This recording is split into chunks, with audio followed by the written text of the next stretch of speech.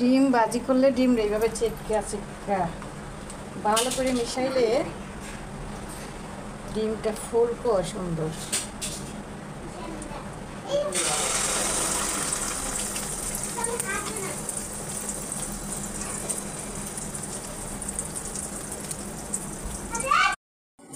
দেখছেন ডিম কত ফুলছে সুন্দর।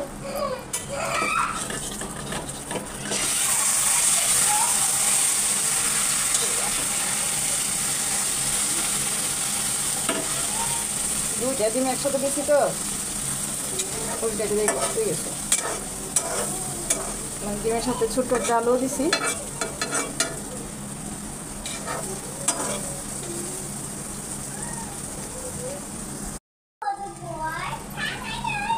একটু না ভাঙলে ভিতরে যাবে না।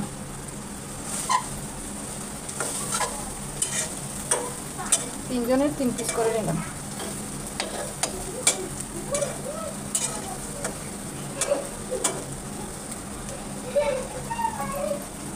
ঠিক হইল না? 3 জনের 3 পিস, 2 ডিম 3 জনে খাবো। এখন ডিমটা হয়ে গেছে মনে হয়। ওটাই নেই,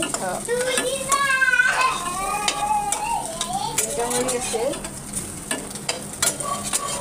বেশ বড় হয়েছে। একটা ছোট্ট একটা আলু দিচ্ছি,